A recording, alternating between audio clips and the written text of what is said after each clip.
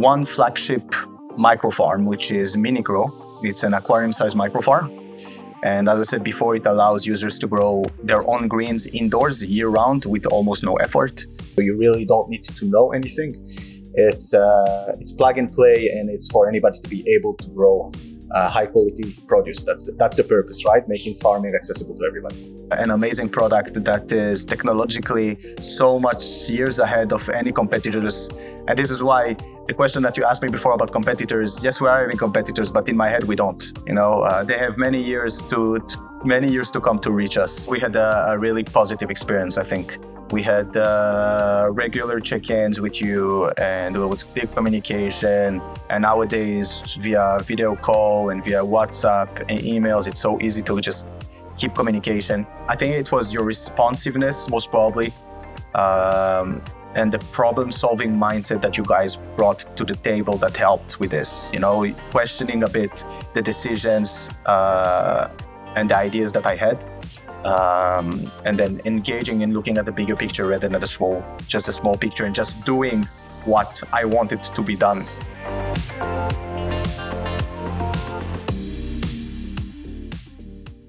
We have invited for today's interview our long-term partner and customer, Evyatara Bukaie, CEO of the Grovero company. Hello. Hi, František. Hello, Evyatara. Thank you for joining the call or joining the interview. I would like to discuss with you today one topic, which is, I would say, kind of a recapitulation or summing up our cooperation, which was more than 1 year or something, about the development of your electronic device. So thanks a lot for joining the call, Evyatara. Actually, I would like to have a discussion with you about our development process and your product. Could you present us a little more closer your company, Grovero? Yeah. So there's a lot to say, but I'll keep it short.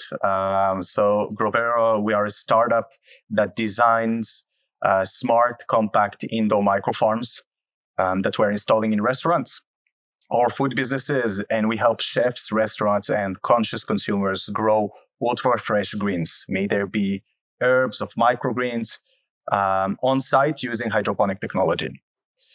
Our field of expertise really combines agriculture, sustainability, and smart hardware, and we are doing it all in a very user-friendly and beautiful design format. Mm-hmm. Mm-hmm. Thank you. Actually, so your main customers are the restaurants, especially? Yes, so our primary customers are chefs and restaurants. Who wants to improve flavor, freshness, and sustainability in their kitchen, more specifically of their green vegetables. We are slowly also expanding towards upscale home users and interior designers that are working on boutique hospitality projects. But this is towards the end of the year. But for now, our primary are chefs and restaurants indeed. Mm-hmm. Thank you, Evyatara. Actually, do you have any competitors on the market? Yeah, so we have a few competitors, without saying them by name, because I'm sure that the people behind the screen can most probably find them. We are having both larger vertical farming systems, so they're vertical indoor farms, and smaller hydroponic kitchen gadgets, we call them, that are on the market.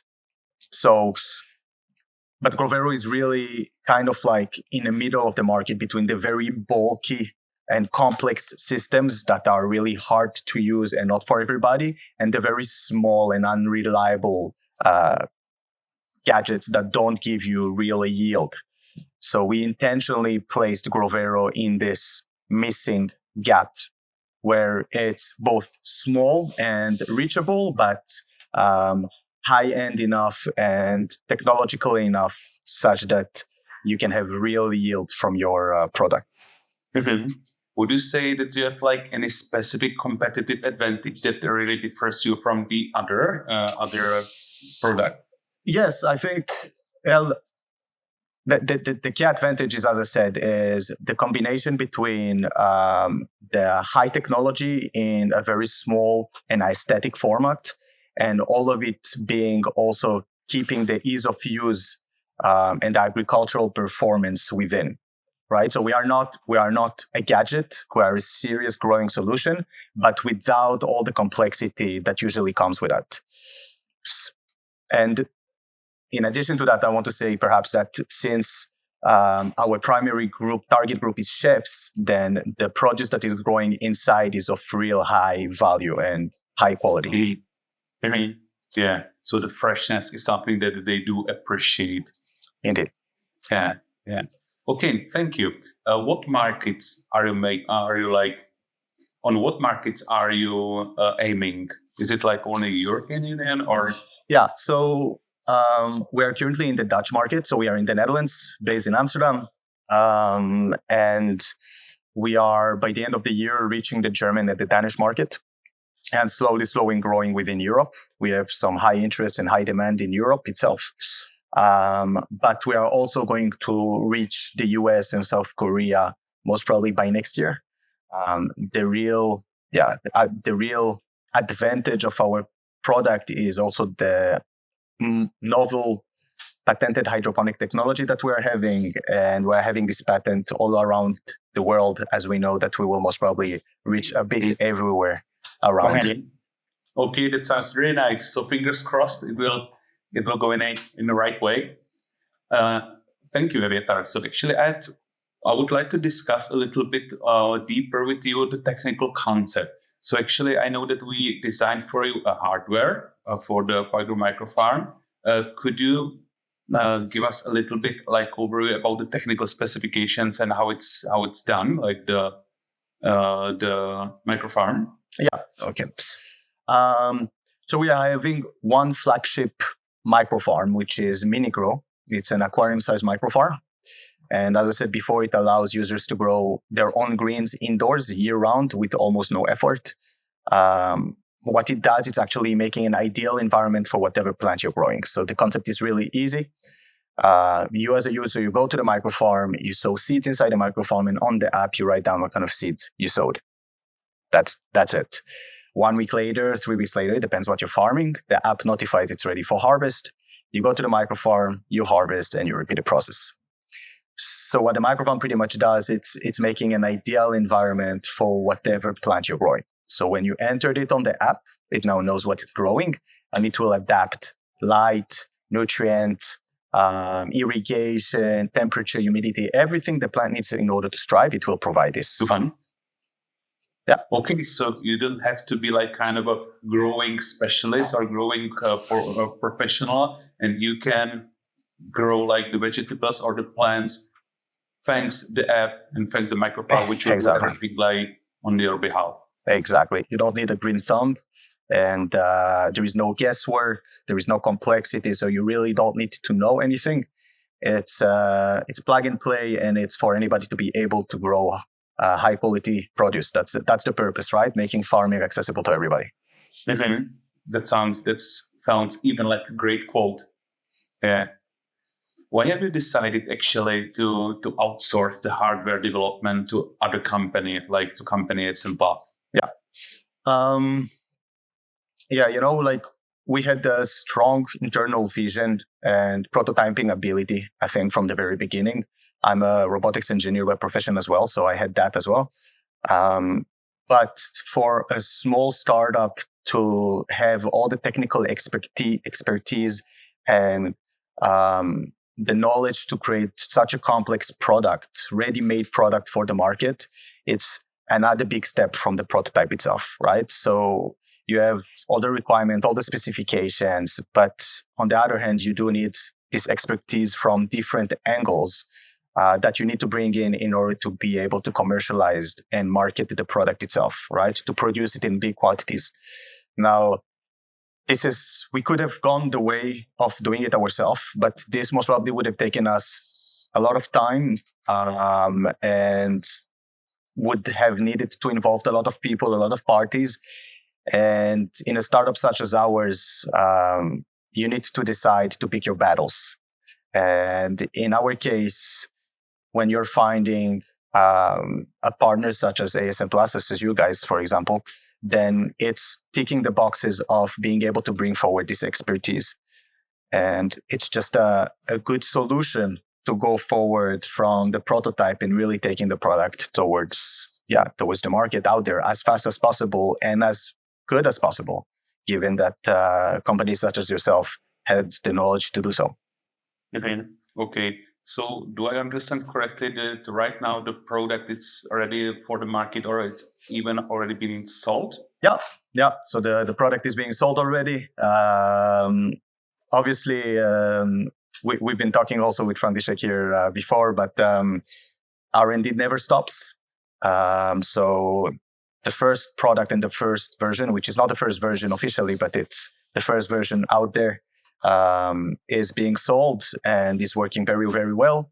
And we are already going forward with the next versions based on feedbacks that we got and based on feedbacks that we experience ourselves towards the next version of the product.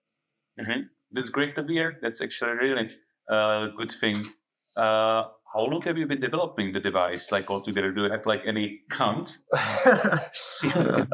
You want to talk about which number of version it is? It's 28 maybe not. It was quite a process.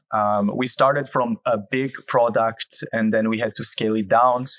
But I think if we're talking about the current version that we're talking about, the aquarium-sized microfarm, so the MiniGro itself, I would say it's been like 2.5 years, perhaps 2 years, 2.5 years of this specific version. Yeah. Because I know that before you addressed us as a company, you had a working prototype that proved like the concept that it's something that works. But you wanted to make the concept of which they are designed much more like professional and ready for the serial production. When you were deciding whether to do it like the development internally or maybe engage a third party such as ASN Plus, could you or do you remember the deciding process, or could we talk about a little about this one? I think from my perspective was a bit easy to understand where this is going, because as I said, I'm by profession, this is what I've been doing. I've been working with very complex products that are mixing hardware and software and firmware in my professional life before. So I knew what it involved, all the way from ideation to specification to requirements to conceptual design to detailed design. There is a whole life cycle of the product. There is a long way. And luckily for us and for me, I knew what this entails. And I knew that there will be moments where I will need to request from help. And then the question would be, do I hire people internally or do I outsource it? Right? Again, I don't remember specifically when it was. I think when we had a prototype, an MVP that was working really well with Raspberry Pis, with libraries that already exist, and when this was the limiting factor, and the limiting factor was taking it from prototype to production ready, this is when I knew that this was the right time to do it. Because yes, you could perhaps make microfarms with a lot of Raspberry Pis and put it out there. But this will most probably be cheaper if you only produce just 100 microfarms. But if my vision is to produce thousands of them in the coming years, then I need to get ready and get the right tools in order to make it happen. So yeah. Yeah. Okay. Thanks. Have you been considering to maybe engage or employ your own developers and compare it with, for example, third party, or it was, I would say, clear from the beginning that you want really to go with the third party company? Yeah, I think you're having three kind of ways here. You could do it. You could do everything internally yourself. You could do everything externally yourself. Externally, such as outsourcing it, and then you could, and most probably you will be, do some kind of mix, right? With a product so complex such as ours that is involving so much complexity, hardware, software, cloud, databases, everything. If I would need to hire people internally, I would need a team of, 6, 8 engineers just doing development, right? Software. And on the other hand, if I'm just outsourcing it, then if I wouldn't have the knowledge to do it, or I wouldn't have the time, and I currently don't have the time, I need people within the company that understand what really needs to happen in terms of the requirements and what our clients really need. So I think the ideal scenario, and this is what we're doing in our case, is we're having some people that are internally doing it. A person that is a software guy, a person that is a firmware guy, but then that can use the expertise and the power source of people and teams such as ASN Plus in order to really organize everything around. Mm-hmm. Yeah. You're a little bit helping me with another question, because I have another question. When you engaged us as a third party, what was, I would say, the biggest added value that you received with engaging the third party company? Oh, the biggest thing. I think perhaps the clarity and the confidence to understand if this dream and the idea of ours is actually doable and makes sense as well. I mean, there is a big difference between an idea and making it happen. But there is a thing that, there needs to be some understanding of people such as yourself that have reached already the end and that know what such complex product entails, right? And what kind of hours we are talking about and what kind of costs and budget we are talking about. And I remember when you and I, we sat at the very beginning and you told me, Evyatara, it's going to be so much more and so much more complicated, so much more time, so much more, and I was saying, yeah, but I was kind of doing this, didn't want to hear it from one side, because if back then I knew about the complexity, I don't know if I would by myself go on with this. But it was good that there were people such as yourself that were always here to kind of re-put it, onto the right path and to remind that, hey, this is normal. It's normal that it's taking 3 more months. It's normal that it's costing X more time, right? And X more money. Because at the end of the story, it will be worth it. And it was worth it. But yes, I think this is the biggest added value, to have a sparring partner and people that understand about it. Yeah, thanks. So actually, despite the information about, I would say, the amount of the hours expected, about the estimation was not, I would say, nice to hear, you appreciate it after the tunnel, correct? Yeah. And being honest, František, you and I, it was so much more than what you thought as well. So yeah, it was so much more. But at the end of the story, it ended up to be an amazing product that is technologically so much years ahead of any competitors. And this is why the question that you asked me before about competitors, yes, we are having competitors, but in my head, we don't. They have many years to come to reach us. And it's also, thanks to this process step by step and moving together forward. Yeah, you gave a huge edge, over the competition. Indeed. Yeah. We've been cooperating more than a year, and we've been cooperating fully remotely. So actually, we haven't met in person. How would you evaluate this kind of a cooperation, this kind of a design of cooperation? It's pretty sad because I don't get to shake your hand, František, but not. Overall, we had a really positive experience, I think. We had regular check-ins with you, and it was clear communication. And nowadays, via video call and via WhatsApp and emails, it's so easy to just keep communication. I think the main advantage here was have access to top talents that you guys are offering, regardless of geography, right? Even if we are here in the Netherlands. There was no time zone difference in our case, so this was not an issue neither. And the feedback was fast. Yeah, I think this was really good. If there was something I wished, so this was a very positive, and I think it was 90% very positive. But if there was something that I would have changed, is most probably because we are working with hardware, it would have been so much easier for you guys to have the product itself, or for us to make sure that the hardware is also on your side, or you guys have access to our hardware. But this was also complicated, and we couldn't really make it because our hardware was changing from week to week, right? this kind of forced us with ASN Plus to be all the time on the line, right? And to test some things and stuff like this. But all in all, it just worked great. Mm-hmm. Yeah. We had the weekly meetings, so it was quite, I would say, a big frequency that we were in touch. We were discussing all the things. And I think it's important to say that some weeks we didn't have.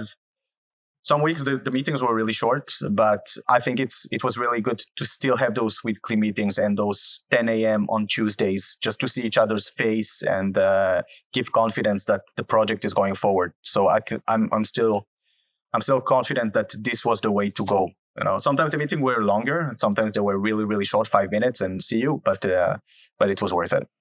Yeah, thanks for appreciation. Yeah, I know that when you are deciding, or you have already decided that you would like to go for third party in the development, and I know that you were selecting, or you had a selection process between some companies. Why have you decided to go for the ASN Plus? Good question, František. I had a couple of people.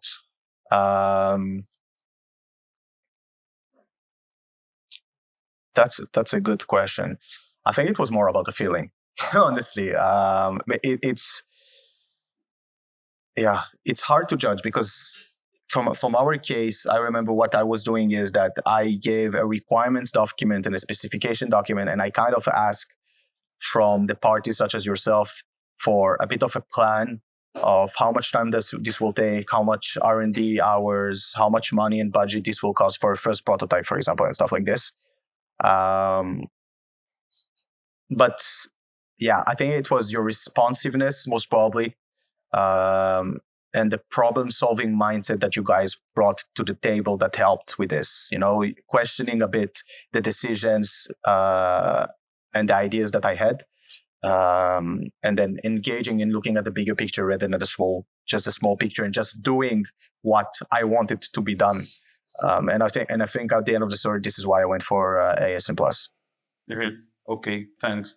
Actually, I would like to appreciate if we are discussing this kind of really early stage of the project, the preparation that you were having, and actually the expectations and technical knowledge that you are having is something that we would like to really appreciate as well, because from the very beginning of the project, you really knew what to do, how to do that. And actually, on the other hand, you are open to the expertise and maybe the recommendations and the opinions about our company or from our company. So actually, this kind of a mixture about I know what to do, but I'm really open to the other opinions. It's something that was really, I would say, fresh air, and it was something that we really appreciated, and I would appreciate it as well. So that's why maybe the project went really straightforward, despite there were definitely roles and some of the things that you had to go through, and some of the maybe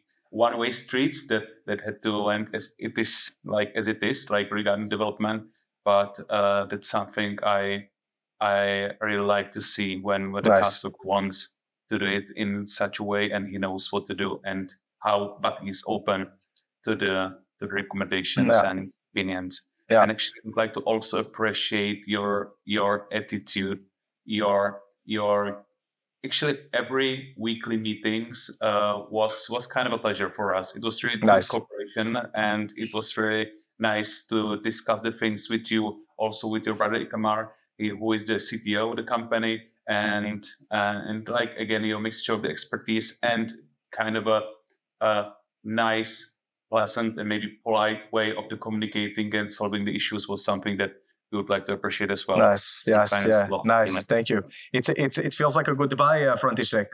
Don't say. Don't. Right? I hope it's not a goodbye, but yeah, it is. Yeah, I share the same feeling there.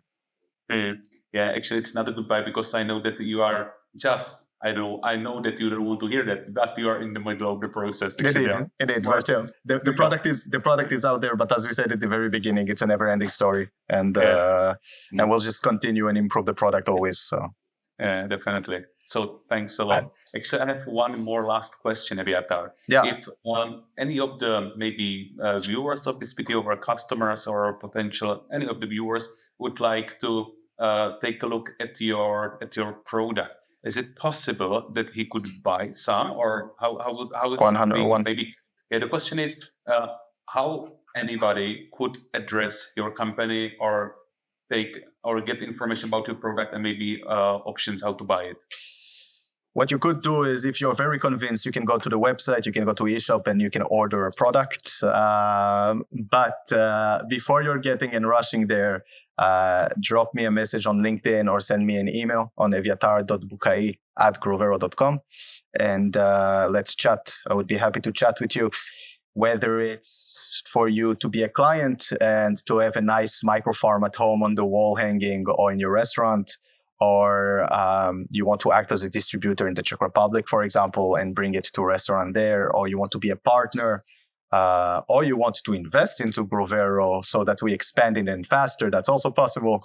But or you just want to talk about sustainability and making fresh greens available to everybody, I'm always open for discussion. So just drop me an email or contact me in LinkedIn, and I'll be happy to talk. Okay, we'll definitely put a link below this video so everyone can see it. Yeah. Evyatara, actually, do you have like any more information that you would like to put in the end of the meeting? No, I think we covered it pretty well, František. It's been nice working with you guys so far, with you and with Jiří and with Marek, and I think we had quite the adventure so far. And it seems like the more time is passing, the more clear are things, and the more things are falling into place like nice Lego. And it's a pleasure to see this happening as well. So I'm very thankful for you guys. So I'll say it on camera as well. Thank you, František, so far.